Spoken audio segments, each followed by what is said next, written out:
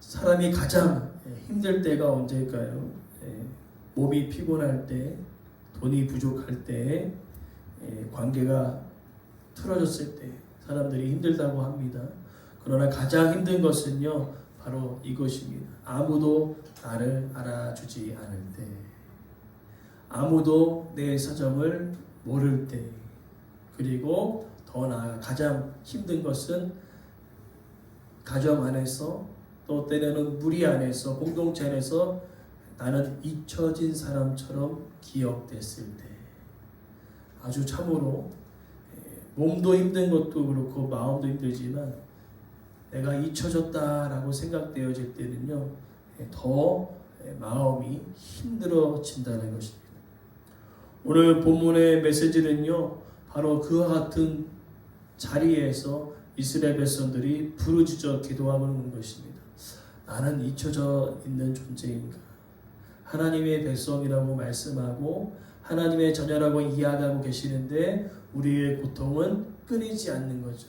약 430년이라는 그 고통의 긴 터널을 지나가면서 그들이 느꼈던 감정은요, 하나님께서 우리를 잊으셨나 보다. 우리에게 관심을 두지 아니하시나 보다. 그러한 마음을 그들이 가지고 있었으나 오늘 본문의 메시지는요, 그런 마음들을 하나님께서 알고 계셨던 것 같아요. 그래서 오늘 본문에 상달되었더라, 들으셨더라, 또 기억하셨더라 라는 단어들이 계속 반복되어지고 있습니다. 무엇입니까? 하나님은요, 오늘 이 짧은 구절이지만 우리에게 놀라운 사실을 말씀하고 계십니다. 무엇이냐면 잊혀진 것이 아니라 우리가 잊은 것이죠. 하나님은요, 단 한 번도 우리를 잊으신 적이 없다는 것입니다. 하나님은 무관심하신 것이 아닙니다. 오히려 반대로 그들을 품에 안으사 돌보시고 보호하고 계셨다는 거죠. 오늘 그것을 우리가 중심에 두고 오늘 본문의 메시지를 우리가 살펴볼 때에 하나님의 돌보심과 기억하심과 또 우리의 기도를 들으시는 하나님의 놀라우신 역사가 오늘 우리의 삶에도 동일하게 나타나기를 간절히 소망합니다. 먼저 첫 번째로 하나님은요, 자기 백성의 탄식의 소리를 들으신다라고 23절에 표현되어지고 있습니다. 고된 노동으로 말미암아 탄식한다라고 이야기하고 있어요. 오랫동안 그들이 고된 노동으로 인하여서 삶이 완전히 짓눌려져 있습니다. 하루를 버티기가 힘든 그런 나날들을 보내고 있었다는 거죠. 그래서 여기서 탄식은요, 한번 그냥 힘들어서 아휴 하는 그 탄식이 아니라 속에서 나오는 깊은 한숨이라는 거예요. 깊은 신음이라는 겁니다. 너무나 힘들었어요. 말로 다 형용할 수 없는 그 고통이 그들 가운데 있었다는 겁니다. 그래서 때로는요, 우리가 너무나 힘들다 보면요, 기도가 참으로 단순해집니다. 뭔가 조리 있게 말하는 것보다는 너무나 고통이 심하면요, 딱 한마디만 해도 눈물이 쏟아져요. 하나님, 눈물이 쏟아져요. 주여 만 불어도 눈물이 펑펑 쏟아질 때가 있어요. 오늘 이스라엘 백성들이 바로 그랬다는 거예요. 하나님, 너무나 고통이 심하다 보니까 조리 있게 말이 나올 수가 없어요. 너무나 힘들어서 그냥 하나님, 하나님, 주여 라고 부르짖는데 그 내면의 그 신음과 고통을 하나님께서 들으셨다는 거죠. 오늘 표현 중에 여러분 하나님께 상달되었더라라는 표현이 있어요. 이 말의 뜻은 무엇이냐면 이 백성들의 부르짖음의 탄식이 공중에서 흩어져서 사라졌다는 것이 아닙니다. 아무 의미 없이 그 소리가 사라졌다는 그 의미도 아닙니다. 바로 하나님께 닿았다는 뜻이. 하나님 앞에 우리의 기도가 올려졌다는 뜻을 가지고 있는 것입니다. 이 말이 우리에게 큰 위로가 되어지는 이유는 살면서 탄식할 때가 있지요. 건강 때문에 그러기도 하고 자녀 문제 때문에 그러기도 하고 또 삶이 힘들어서 탄식할 때가 너무나 많습니다. 그러나 여러분 그 탄식 가운데 신음할 때 하나님께 부르짖는 그 소리가요 흩어지는 것이 아닙니다. 아무 의미 없이 사라지는 것이 아닙니다. 그 모든 것들을 하나님께서 들으신다는 것이죠. 그래서 우리가 참으로 은혜가 되어지는 것은 우리의 신음은 하나님께서 들으신다는 것이고 긴 설명 없이도 흐르는 그 눈물, 밤에 혼자서 너무나 힘들어서 터져 나오는 그 울음까지 하나님은 다 알고 계시다는 것이죠.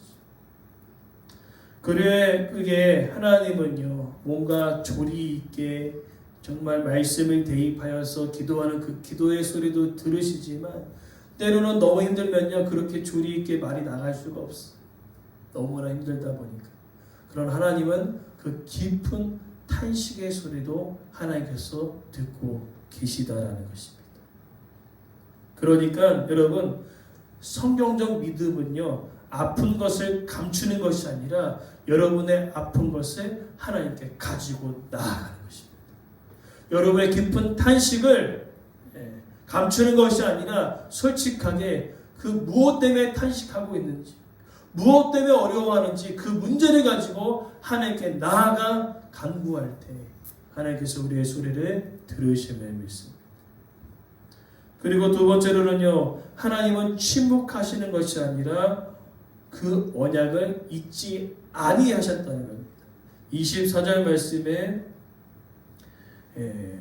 중요하게 우리가 기억할 것은 그의 언약을 기억하사. 고통의 소리를 들으셨습니다. 그리고 기억하셨다는 겁니다. 이 기억하셨다는 것은요 하나님께서 아차! 잊어버렸네. 그리고 실수했던 것을 나중에 떠올리시는 것이 아니라 여기 기억하셨다는 것은 약속하셨다가 그죠? 약속하신 것을 이제 하나님의 때에 일하시겠다는 뜻을 표현되어지고 있는 것입니다. 하나님은 언약에 따라 하나님의 때에 그 일들을 반드시 이루시는 하나님이시라는 거죠. 그러나 백성들은 어떻습니까? 현실은 어때요? 현실은 아니에요. 하나님의 백성으로 삼겠다고 얘기했습니다. 큰 민족을 이루겠다고 말씀하였습니다. 그러나 여전히 세월은 오래 흘러갑니다. 환경은 달라지지 않았습니다. 현실은 약속과 정반대로 흘러가고 있는 거예요. 큰 민족을 이루겠다 말씀하시면서 복을 주시겠다 말씀하시면서 그들의 고통이 만만치 않았다는 거죠. 그러나 여러분 중요한 것은 하나님께서 그 언약을 잊지 아니하셨다는 것입니다. 현실과 정반대되어 살아가는 그 순간에서도 하나님이 침묵하시는 것처럼 느껴지는 그 순간에도 하나님은 여전히 그 언약의 말씀을 지키시고 그 말씀대로 일하시는 하나님 되심을 우리가 기억해야 될 줄 믿습니다. 그러하기에 여러분 이가 정말로 이 말씀을 통하여서 하나님께서 우리에게 중요하게 이야기하시는 것은 따라서 하나님의 침묵은 하나님의 부재가 아니다. 여러분 하나님께서 내 인생 가운데 아무것도 안 하는 것처럼 느껴진다고 하나님이 없는 것이 아닙니다. 하나님 여전히 계세요. 한 번 더 따라합시다. 하나님의 지연은 하나님의 망각이 아니다. 약속의 뜻이 너무나 지금 어디요? 약 430년간 지연되고 있어요. 그래서 하나님께서 잊으셨나? 라고 생각할 수 있겠으나 잊으신 것이 아닙니다. 하나님의 때에 그 일들을 이루시는 것입니다. 즉 하나님께서 당장 움직이시지 않는 것처럼 보여도 하나님의 약속은 따라합시다. 하나님의 약속은 언제나 유효합니다. 아멘. 이 말씀을 기억하십시오. 하나님께서 당장 내 삶 가운데 움직이지 않으시고 내 삶 가운데 당장 어떠한 큰일이 벌어지지 않아도요, 하나님께서 우리 삶 속에 치유하시고 회복케 하시는 그 놀라운 약속은요, 유효한 거예요. 없어진 것이 아니라는 것입니다. 그것을 기억해야 된다는 것입니다. 그래서 우리의 인생이 어떻습니까? 때로는 하나님의 약속을 주셨는데도 정반대로 흘러갈 때가 있어요. 기도했는데 오히려 문이 닫혀버린 것처럼 느껴질 때가 있습니다. 기다렸는데 더 오래 기다리라고 이야기하실 때가 있어요. 그럴 때 우리는 어떻습니까? 약속보다는 현실이 더 커 보이는 거예요. 아유, 이제 잊으셨구나. 기억하지 아니하시는구나 라고 생각할 수 있어요. 그러나 믿음은요, 현실보다 약속이 더 크게 보이는 것입니다. 그리고 오늘 이와 같은 믿음이 여러분 가운데 있기를 소망합니다. 믿음은 현실보다 하나님의 약속이 크게 보이는 거예요. 하나님의 때에 하나님의 방법대로 반드시 일하실 것이다. 그러기에 우리가 기억하는 것은 나는 약해질 수 있지만 하나님의 신실하심은 약해지지 않습니다. 나는 오랫동안 그 약속이 성취되지 못하는 것을 통하여서 나의 믿음이 흔들릴 수 있으나 하나님의 약속은 절대로 흔들리지 않습니다. 그래서 하나님은 침묵하시는 것처럼 보여도 그 언약을 잊지 아니하시는 하나님 되심을 오늘 이야기하고 있는 것이죠. 그리고 더 놀라운 사실은 세 번째로 하나님은 멀리서만 구경하시는 것이 아니라 자기 백성을 돌보시는 분이라고 이야기합니다. 여기 돌보셨다는 표현이 너무나 은혜가 되어지는데 그냥 힐끗 그냥 어쩌다 지나가면서 한두 번 보는 것이 아니라 관심 있게 보다 주의 깊게 보다라는 뜻이에요. 이 의미는 어떤 의미를 가지고 있냐면은 이제 우리가 우리 박가람 목사님 그렇고 박종수 선생님 그렇고 자녀가 딱 태어났잖아요. 그죠? 딱 태어났을 때였대요. 태어났을 때는 어떻습니까? 자기 품 안에서 안고 달래고 먹이고 하잖아요. 그죠? 그와 같은 표현을 쓰고 있는 거예요. 돌보셨다는 그 표현은 딱 폼에 딱 안아가지고 필요할 때마다 공급하시고 인도하시는, 정말로 눈에 떼지 않고 그냥 어떻게 해요? 아기가 울면은 배고픈가 보다, 아기가 울면 똥을 싸나 보다 하면서 엄마는 다 알더라고요. 그죠? 아빠는 잘 모르는데 엄마는 다 기똥차게 알아요. 다 울면은 얘가 배고픈가 보다, 똥 내려온 것보다 다 알아요. 그죠? 근데 남편은 잘 모르거든요. 이처럼 하나님께서 우리에게 시선을 떼지 않고 딱 돌보시는 거예요. 아, 그렇지. 이렇게 힘들구나, 이렇게 힘들구나 하면서 시선을 우리에게 고정하신다는 단어가 돌보신다는 단어. 은혜가 되지요. 우리가 고통 가운데 탄식하고 신음하고 있는 그 순간순간, 아무도 내 마음을 몰아주고 있는 그 순간, 내 아픔과 내 병들을 그 누구도 알아주지 못하는 그 순간 하나님 어떻게 하신다고요? 딱 하면서 이렇게 얘기하는 거죠. 떠나서 내가 안다. 아멘. 그래, 내가 안다. 얼마나 힘든지, 얼마나 두려운 가운데, 얼마나 염려 가운데 살아가는지 내가 안다.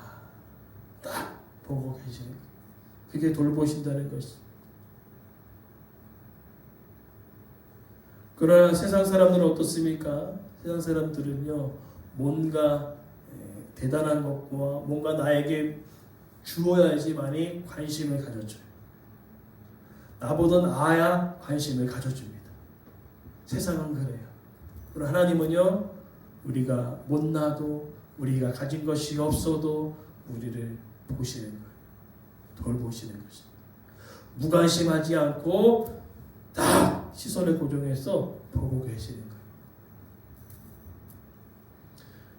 그래서 이스라엘 백성들의 그 삶 속에 하나님께서 그렇게 시선을 고정해서 그들을 보고 계셨다는 겁니다.